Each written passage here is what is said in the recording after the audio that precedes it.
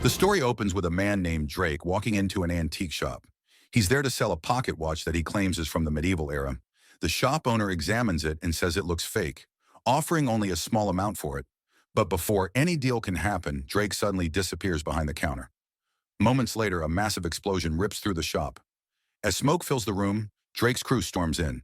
They rush straight to the basement, where a secret underground club full of Russian mobsters is hosting a party. The gang quickly takes out the guards and holds the people inside hostage. Drake corners the mob's accountant and demands to know where their money is hidden. When the man refuses to speak, Drake shoots him in the ear. Terrified and bleeding, the accountant finally gives up the location of the cash. But he also warns Drake that they've made a huge mistake because his boss will come after them. Drake ignores the warning and kills him on the spot. The crew then loads up more than $20 million in cash, and before leaving, Drake throws a grenade, wiping out everyone left inside. Later, Drake and his crew gather back at their hideout. They count the stolen money, thrilled with their success. Then, an older man named Danny arrives. He's the mastermind behind the entire operation and the true leader of the group. He asks if the mission went smoothly, and Drake confirms that everything went exactly as planned. Danny explains that the money will be flown to Alaska and kept hidden for a few weeks until it's safe to split. The cash is packed into several suitcases, and one of them is fitted with a GPS tracker. A pilot is assigned to transport the money and make sure every suitcase reaches its destination without incident. During the flight, the pilot runs straight into a violent storm. The turbulence grows worse until lightning strikes the plane, sending it crashing down with all the stolen money still on board. 5 months later, the story shifts to a man named Harlan, a drifter who spends most of his days living alone in the wilderness. The storm swallowed everything. This is Icefall. One cold morning, after a modest breakfast, he heads out to check his fishing lines on a frozen lake. When he pulls them up, he catches a few fish, but something else catches his eye beneath the ice. He notices what looks like a human hand frozen inside. Breaking through the ice, he realizes it belongs to the pilot who once carried Danny's stolen fortune. Not far from the body, Harlan finds a suitcase. When he opens it, he's stunned to see stacks of cash inside. Nearby, the wreck of the plane lies submerged beneath the ice, still holding several more suitcases he doesn't yet notice. Harlan quietly takes the money back to his small camp at the edge of the woods, cooks his fish, and eats alone by the fire, unaware that his discovery will soon draw deadly attention. The next day, the focus shifts to a woman named Ellie, a widowed sheriff raising her young daughter in a small remote town. Before heading to work, she leaves her sick daughter in the care of a neighbor. At the station, Ellie arrives to find two men talking to her deputy. They're asking for permission to go ice fishing on the lake. Ellie firmly refuses, warning them that the ice is thinning and the lake is no longer safe. Elsewhere, inside a quiet church, a pastor delivers his sermon to a small congregation. Watching from the back is Drake, the same man who led the heist months earlier. When the service ends, he approaches the pastor with a smile. It turns out the pastor was once part of Drake's crew. Drake informs him that one of the GPS trackers hidden in the stolen suitcases has just gone active. The signal is coming from deep within the forest. He wants the pastor to join him in retrieving it. The pastor hesitates, saying he's left his criminal life behind, but Drake reminds him that if he refuses, Danny, their ruthless boss, will kill him. With no choice left, the pastor agrees. As they step outside, the rest of Drake's crew is already waiting, ready to begin the hunt. That afternoon, Ellie stops to help an old man whose truck is stuck in the frozen lake. As she attaches a tow cable, she notices someone walking toward them across the ice. The old man explains that it's Harlan, a quiet wanderer who spends most of his time in the woods searching for his late wife. When Harlan arrives, Ellie notices he's carrying a heavy case. He claims it's just fish he caught from the lake, but her instincts tell her something's off. She opens the case and is stunned to find bundles of cash inside. Harlan quickly tries to explain that he found it frozen in the lake, near the wreck of a plane. But Ellie doesn't take any chances. She arrests him on the spot and decides to bring him back for questioning. With his hands tied, Ellie calls for backup, reporting that she's caught an illegal hunter. But before help arrives, a black SUV pulls up. It's Drake and his crew. Drake demands to know where the rest of the money is, explaining that their tracker shows it somewhere nearby. The pastor checks around and finds only one suitcase. Drake, losing patience, turns to Ellie and asks where the others are. She insists she doesn't know. Before things turn violent, Harlan suddenly fights back. Gunfire erupts across the icy clearing. The old man Ellie had been helping is killed in the crossfire, while Ellie and Harlan manage to break free and run. One of Drake's men chases them, but Harlan's combat instincts kick in. He takes the man down, and during the scuffle, the suitcase full of cash slips into the frozen lake and sinks beneath the cracking ice. Drake survives the chaos thanks to his bulletproof vest, but their vehicle is disabled from the shootout. Frustrated, he orders his men to fix the flat tire before resuming the chase. Meanwhile, Ellie and Harlan flee through the snow. She asks if he's hiding more money somewhere, but Harlan says he only found that one suitcase. The rest, he believes, is still inside the downed plane at the bottom of the lake. As they keep moving, Ellie's truck suddenly stalls, leaving them stranded. With no other choice, she cuts the rope binding Harlan's hands. Together, they tie a safety line around their waists, preparing to cross the fragile ice on foot. If either one of them falls through, the other can pull them back to safety. Meanwhile, one of Drake's men, a bald enforcer, is sent out to hunt down Ellie and Harlan, who are fleeing west through the melting ice. An hour later, Ellie and Harlan struggle to move across the thinning surface, their steps unsteady as cracks begin to spread beneath them. In the distance, the sound of an engine grows louder. The bald man is closing in fast, riding a snowmobile straight toward them. When they finally reach land, Harlan rushes back to his small forest camp. He grabs his fishing bow and a few bear traps he's used for hunting. Knowing the pursuer is close, he quickly sets up the traps around the area. Moments later, the snowmobile roars into sight. The bald man opens fire as he arrives, but his vehicle suddenly hits one of Harlan's traps and flips over, sending him flying through the air. What follows is a brutal hand-to-hand fight. Harlan shows surprising combat skills, moving like a trained soldier, fighting with precision, and using his bow as a weapon. But in the chaos, he slips through the melting ice and plunges into freezing water, while the bald man continues to shoot at him. Just as things look hopeless, Ellie intervenes. She grabs one of the bear traps and slams it against the attacker's head, killing him instantly. The two escape together, exhausted but alive. Not long after, Drake's crew arrives at the lake's edge. Among them is Serena, a cold and determined woman.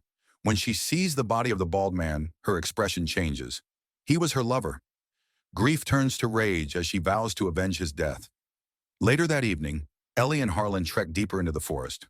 The temperature drops even lower, and Harlan's legs begin to go numb. His clothes are soaked, and he's shivering uncontrollably, but Ellie urges him to hold on. Their struggle for survival grows harder by the hour. Suddenly, gunshots echo through the trees. Drake's crew has caught up. Drake orders Serena to aim only for Ellie, sparing Harlan for now, since he's the only one who knows where the crashed plane is. What follows is a tense chase through slippery terrain, bullets tearing through the mist. Realizing they're being tracked by their footprints, Ellie leads Harlan into a stream, walking through the freezing water to mask their trail. An hour later, they finally climb back onto solid ground. Behind them, Drake's men wander in confusion, unable to find their tracks. The pastor among them warns that they are now in bear country and tells the group to move carefully. But Serena, consumed by anger, ignores the warning. Moments later, she steps on a hidden bear trap.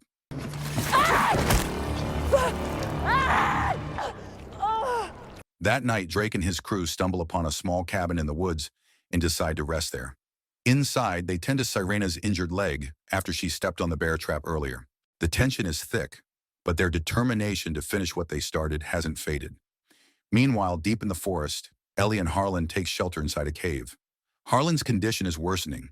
The freezing cold has pushed him into hypothermia. Ellie tries to keep him awake, whispering reassurance, reminding him that they just have to hold on until morning.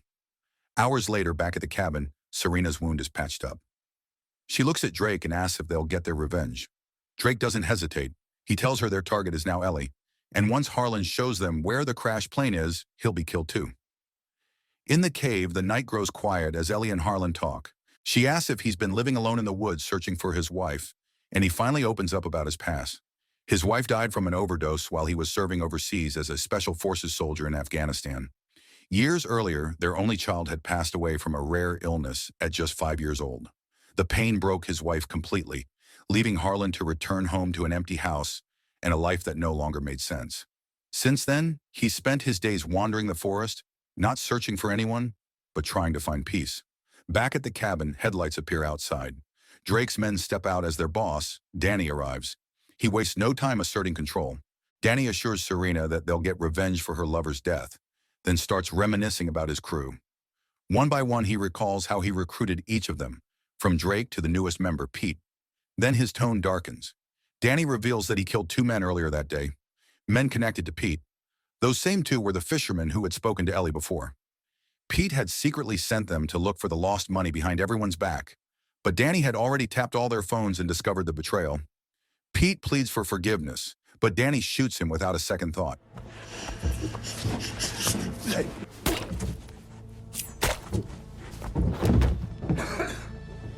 As dawn approaches, Ellie and Harlan continue deeper into the cave.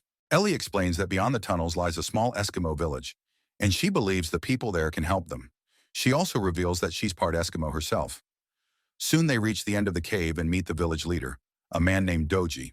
Ellie quickly tells him everything, explaining how she and Harlan are being hunted by armed thieves.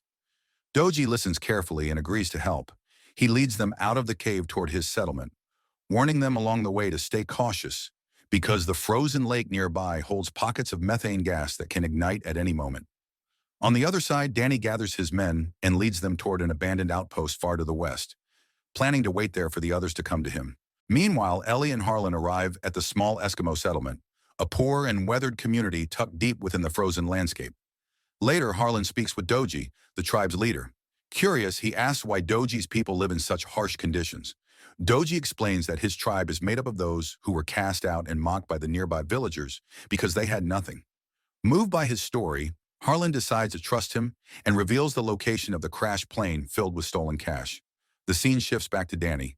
He stands among the ruins of the abandoned site, telling his crew that there's no need to keep searching for Ellie and Harlan because they'll come straight to him.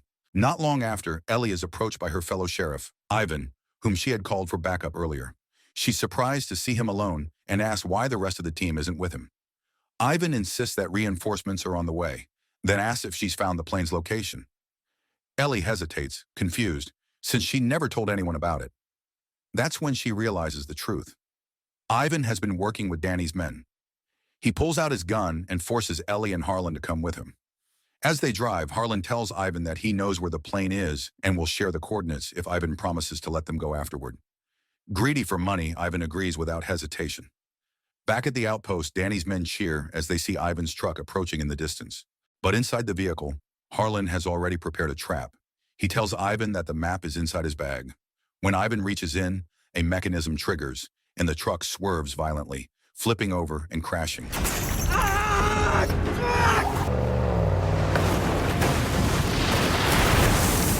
The impact knocks Ivan unconscious, while Ellie and Harlan scramble out of the wreck.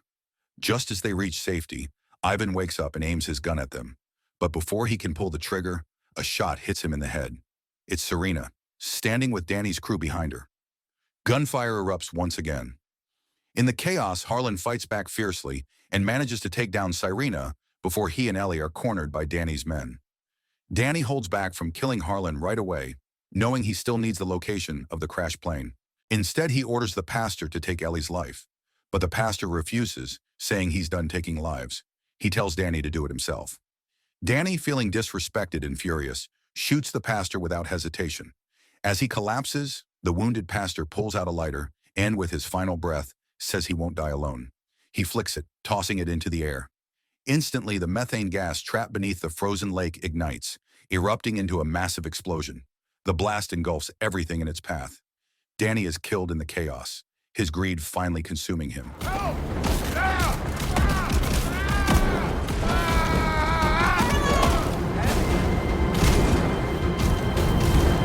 Ellie, Harlan, and even Drake barely manage to escape the inferno. In the aftermath, Harlan searches for Ellie, who got separated during the blast. Eventually, he finds her, but she's being held at gunpoint by Drake. Desperate and unhinged, Drake threatens to kill her unless Harlan reveals the plane's location. Before he can act, Ellie strikes back, catching him off guard. A violent fight breaks out between Drake and Harlan. Both men fight with everything they have, but in the end, Harlan gains the upper hand and finishes him once and for all.